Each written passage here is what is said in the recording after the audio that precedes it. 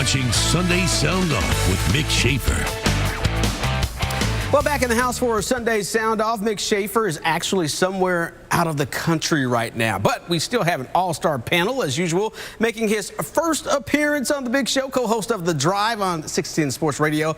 It's Brad Fanning. Brad, welcome in. Hey, thanks, man. Appreciate it, D. Thanks for having me. And the center square, the First Lady of Spectrum Sports, Ms. Kennetra Pulliams. Hey, D, I was told to ask, which do you prefer? Whoop, there it is, or whoop, there it is? Which version? It's got to be whoop. You got to put that P on the end. And the only man other than Marshawn Lynch that could have actually run on the field to save Marcus Peters from an altercation, Chiefs beat writer Terez Paylor of the KC Star. Terez, welcome in. Thanks for having me in. Corporate champ checking in. Hey, nothing wrong with that. The man with so many brands. Let's get into the big question of the night. We start with the border showdown, folks. Did the Kansas-Mizzou benefit game live up to all the hype? And, well, what was it that both teams are going to take away? Let's start with you, Brad. You know, I thought it was terrific. I wish they would do this every single year. I mean, the fact that they raised a lot of money is awesome. I mean, my game plan was to go down there and buy tickets first thing Wednesday morning, and I couldn't get to them. So you've got 18,000 plus down at Sprint Center for a rivalry in Kansas City that we haven't seen forever. I went to the Oklahoma-Texas football game a couple of weeks ago as a fan, and I was jealous because we don't have a rivalry in Kansas City anymore, and we finally have one back. I hope this is the start of an annual game between these two teams because I thought it was terrific. I think it's great for the city. I think it's great for the schools, and I want it to count next time that these two teams play each other. Yeah, as a matter of fact, Kennetra, we didn't see a lack of effort from any of these guys. Did the fans get the best effort from both of these teams? They definitely got their money's worth, and I think you could, maybe to continue this rivalry, or even if it's a showcase event or a charity, maybe shorten the game a little bit and then add in horse, a dunk contest, a three-point shootout, and you have your corporate sponsors, and that money would also go to charity, and just kind of make it a bigger spectacle than just the game. Well, Terez, this game was an exhibition, but which team do you think benefited the most and they're going to reap the most benefits down the road? I think Missouri did. Their team's been so bad for the last 3 years. I mean, it's just been horrific basketball, right? And here they are, the first game of the year. They got all this new talent. And we saw, like, some of these guys are legit. Michael Porter Jr., of course, can play, but, like, Jeremiah Tillman can play. Jonte Porter can play. Cassius Robertson can play. They got guys that can play. And the fact that they led this game at halftime, the fact that they fought their way back into it in the second half, my opinion shows that, hey, Missouri's got a ceiling this year. They're going to be able to do some special things if they can find a way to get their defense on point, because that's one area they're definitely lacking. Guys, I want to ask you this, Brad. Let me ask you, with Missouri out there, do you think they had the little brother complex going into this game? They feel like they had more to prove than KU did? Yeah, I don't know. Maybe that's a really good question, Terez. I mean, you have to remember that these guys that played in this game today really have never felt the KU-Mizzou rivalry, and the majority of them aren't from around here. Now, the Porter guys are, for sure. Maybe. I think it's maybe more in a fan type deal than it is a player situation, feeling that way. But listen, I agree with Terez on this. I think Mizzou comes out of this thing looking terrific. I mean, we've heard so much about this recruiting class and about how good they are, and they showed that. And I was more excited as a KU guy, as a KU fan. I was more excited to see Michael Porter Jr. than anything today. Yeah, Michael Porter Jr. definitely lived up to the hype. But, the question about things at KU, they're always predicted to win the Big 12. Does that put a lot of pressure on them, Kennetra? I mean, it definitely does. I mean, you've won 13 straight Big 12 regular season titles. You're going to be a preseason top 5. You've got the best backcourt in the country. So, yeah, there is a certain brand, a certain standard, the KU standard. And there's a lot of question marks, the unknown about how Mizzou would put this all together with a new head coach in Quanto Martin and how all the different pieces of his brand of Mizzou basketball, what would that look like? No one really knew. And so we got our first taste today as Mizzou tries to get back to the NCAA tournament for the first time since 2013. Now, Terez, we see a shot of Quanto Martin over there. And how difficult is it for a coach to come in and change the culture of a program that's struggled over the last couple of years? Yeah, it's a lot harder when you don't have a top 5 recruiting class like Quanto has, and arguably the #1 player in the country. He's really done a nice job putting together this group. And again, these freshmen can play, man. So what he's going to have to do, though, is get the freshmen on the same page with the veterans, right? That's the hard part of that job. He's got to make this a team. We saw Terrence Phillips come off the bench. Kevin Puryear. We saw guys that played a lot last year come off the bench tonight. And there's a chance that somebody like Jordan Barnett comes off the bench too. When veterans head to the bench in favor of freshmen, it's tough to deal with. But we're going to see how good of a coach he is, because if he can get him to do that, this team's got possibly Final Four potential. I mean, Terez, you were on that beat for a while. Isn't that the kind of the knock on Konzo, though, right? I mean, great recruiter, not a great coach, in-game coach. Isn't that part of his knock? I mean, that's what people say, but people say a lot of things, right? Coaches get better, right? We know we can recruit, and we also know he's a really good leader of men. Right, so the whole strategy part of it, you know, you can hire assistants to help you with that, and coaches get better at that with time. So we're really going to see what kind of coach he is, because I don't think it's necessarily going to be easy getting all these guys to play together. And, you know, one of the more important things is, how do you keep all these guys together? Of course, we all know Michael Porter's going to be one and done, moving on to the NBA next year. But that makes it even more difficult to recruit for guys to come in. They're going to be there for one season, and you got to regroup, refocus, and find that next big superstar out there to lift your program up. Hey, we're just getting cranked up here on the big show. Chiefs getting tonight off, but the bigger question, have other teams started to figure out this team? Panel weighs in next. Don't forget, you're watching Sunday Sound Off. You're watching Sunday Sound Off with Mick Schaefer. D. Jackson in tonight, back on Sunday Sound Off. 31-30 the final score on Thursday, and the Chiefs suffering their second straight loss of the season. So big question now, have other teams around the league started to figure the Chiefs out? Starting this one off with the man with all the answers, Terez. Yeah, I got you covered on this one. No, I don't think teams have figured out the Chiefs. What I do think, though, is that this is a beat-up football team that needs this extended break. I also think that these teams have tried to attack something that we know has been an issue, which has been the run defense. If you can pound the Chiefs with gap concepts, with power concepts, they're going to have a hard time stopping that, because they lack gap discipline. We know this. We've seen this. It's been this way for 2 years, and the Steelers went ahead and did that.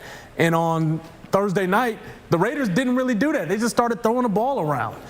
And you can attack the secondary a little bit, because they don't turn the ball over without Eric Berry.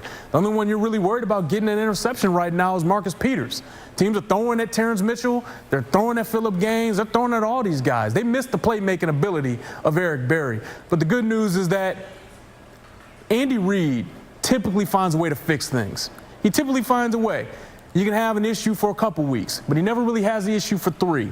Keep an eye on that. Andy's probably going to fix some of these issues. Yeah, no question. He's been watching the tape and making those corrections. Kennetra, is this team running out of steam as they go toward the middle of the season? I think they are banged up, and you already used a surplus-size Band-Aid box on the offensive line, just trying to get guys healthy, and maybe this 11 days off between games will help, as Mitch Morris and LDT getting them back.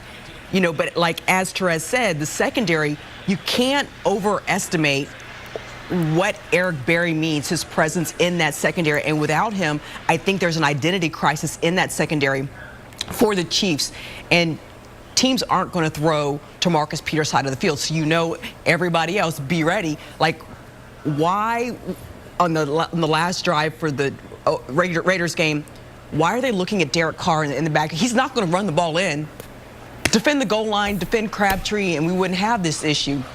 And then I think Justin Houston, he's being utilized differently, not to his strength. Dropping him in coverage, I think, is a hard thing instead of allowing him to be a disruptor on the pass rush. You know, you talked about the end of the game there, KP. Brad, there's a lot of criticism on the defensive play calling, especially toward the end of the game. Yeah, you know, going back to like the game plan and have they figured out the Chiefs or whatever, I think the Raiders put together a poor man's plan about how you beat the Chiefs.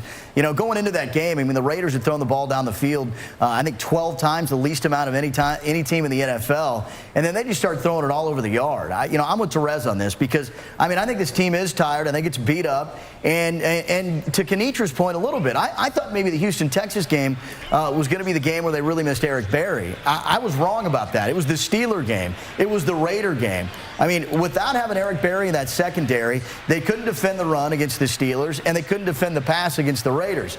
You know, I'm going to give the Chiefs not a pass necessarily defensively in this Raiders game, but I do think they're really tired, and I think they are beat up. And so if they come out on Monday Night Football against the Broncos and we see another game like this, then I'm going to be legitimately concerned, because they've got 10 days off. They have like essentially a mini bye week to get ready for the Broncos in a Monday night game. So defensive play calling, I don't know. We had Bill Moss on the drive on 610 Sports Radio earlier this week, and he said it's not a scheme. It's all about mindset, playing defense. And the Chiefs, at least in the Raider game, didn't appear to have that late in the game. And I do think a lot of that has to do with the fact that they're tired, man. They're a little bit beat up. We're 7 weeks into the season. I went back and I looked at Thursday Night Football records post-Week 7. And through the last 5 years, they've progressively gotten worse. Week 7 and beyond last year on Thursday Night Football, teams were 2-9. I mean, this is not the same team that beat the Patriots in Week 1. All right, you're losing guys and they're beat up. So is it scheme? I don't know. I think it's just wear and tear on the Chiefs defense right now, but they got to figure out a way to work through it. And they are still in prime time. They'll be playing Monday Night Football against the Broncos next week. As bad as the next Broncos question looked against the Chargers. Asked, after getting blown out at TCU on Sunday, how can KU football become relevant once again? This team has been, let's just say, terrible.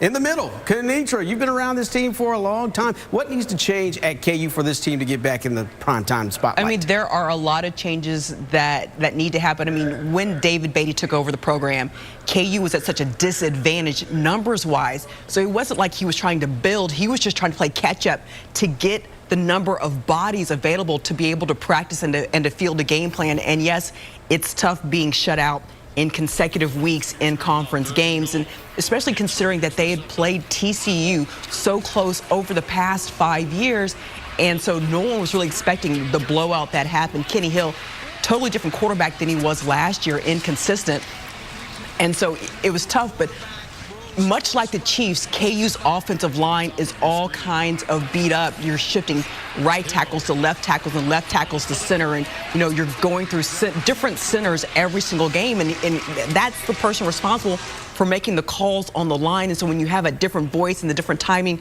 between your center and your quarterback, it makes it really tough. And then you asked David Beatty at the beginning of the season, can you really use and get enough snaps for 5 running backs? And he said, yeah, you can use the full stable of backs. And then you see each week another running back is getting hurt. And so Don Williams and Khalil Herbert, Taylor Martin, I mean, he's gone through all of these guys. And so they're just trying to get healthy. Terez, you are a professional observer of the NFL, and a lot of these guys have NFL dreams. Will it happen for any of these Jayhawks? Do they have a future at the next level? Yeah, they got a stud at defensive end. Dorrance Armstrong Jr. is going to be a good pro. Big kid, 6'4", 240. Maybe has a little bit more room to fill out on his frame. Really fast, really athletic. And let me tell you something. I've covered the NFL draft for many years now. What I'll tell you this. NFL teams absolutely love guys that look great in the underwear Olympics. They just love them. Can't handle. When a guy tests well and he has the kind of body that they feel they can mold to a premium talent, they love those guys. I think Dorrance probably fits the bill and is somebody that's going to go high in next year's draft if he chooses to come out. Brad, you got to find something good about this football team, or is there anything good to talk about? I met David Beatty right after he got the job, and I was rooting for this guy. I really was. I loved his energy. I loved the things he was saying. But to me, I look at KU like this. I mean, they're basically all hat and no cattle, right? They got these great uniforms. They've got really good facilities. They've got, a bunch of money in place to make Memorial Stadium phenomenal, and they don't win football games, all right? So I don't know what's going to happen, man. I mean, are they going to blow this thing up again and start over again? I mean, how is that going to affect Shane Zanger, the AD? They can't seem to get it right at football, and I don't really understand it. I really don't get it. I don't, because it's a terrific campus. You're in the Big 12, where now you have a championship game, but you've only got 10 teams in the Big 12. I don't understand why KU is so bad at football, why they can't win. Like, I don't get it. I really don't understand it. And unfortunately, I think, after this loss to TCU and after getting shut out by Iowa State, I mean, holy smokes. I mean, as much as I was rooting for David Beatty, I don't think he's the guy to do it. And to be quite honest with you, I don't know who the guy is to do it. I don't know what you can do at KU. They had a lunch when Charlie Weiss's staff came in, and I sat down with the strength coach who had come from Florida. And he was working for KU, and I said, hey, what do you think of the facilities? He goes, the facilities here are better than Florida's. I'm like, what are you talking about? He goes, no, I'm serious. So KU has better football facilities than Florida. They can't win football games. I don't know what the answer is, D, and it drives me crazy. Well, everybody is trying to figure it out, scratching their heads. Hey, we've got plenty more to talk about, including our final thoughts from the panel. It's their time to sound off on anything that comes to their minds. Don't forget, you're watching Sunday Sound Off.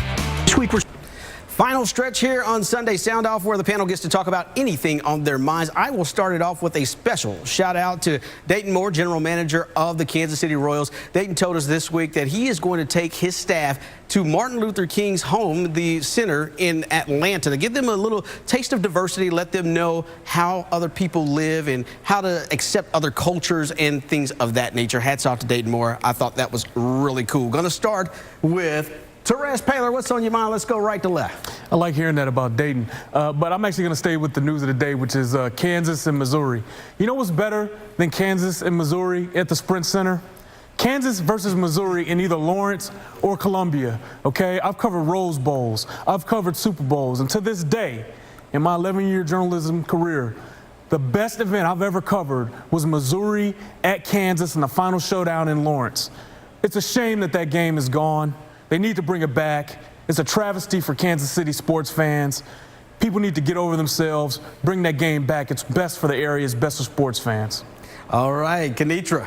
On the day we celebrate KU and Mizzou, and maybe both sides can come together and generate this annual event, maybe, but from the NBA ranks, Earl Watson, the pride of KCK, loses his job as head coach of the Phoenix Suns, and you thought big things were going to happen. Josh Jackson, Mr. Stud freshman for KU, goes to the Phoenix Suns, but after losing the first 3 games of the season by 92 points, Earl Watson had to go, and so he had to fall on the sword for the team, and so it's a sad to see, because he's kind of been that journeyman assistant coach in the NBA, and he got his crack to be a head coach, but it just didn't work out for him in Phoenix. I'm sure he'll bounce back and find himself somewhere in the NBA. And we'll wrap it up with the rookie, the new kid on the block, Brad Fenning. Go. Yeah, D, here's the thing. I'm concerned about the Chiefs wasting elite quarterback play. I mean, when's the last time we got it, right? Trent Green, maybe Joe Montana back in the day. You're talking Alex Smith is playing the best football he's ever played in his life. 15 touchdowns, 0 TDs, or excuse me, 15 touchdowns, 0 interceptions. And for whatever reason, the Chiefs can't seem to stop anybody. It's a legitimate concern of mine right now that the Chiefs have elite quarterback play for the first time in so long, and it may hurt them down the run, especially when we get into the postseason. Well, hopefully they'll get to the postseason and beyond and be holding up that Super Bowl trophy. That's going to do it for this week of Sunday Sound Off. For our panel, Terez, Kennetra, and Brad, I'm D. Jackson. And, of course, Graham Benziger is up with another in-depth one-on-one interview. Have a good one, guys.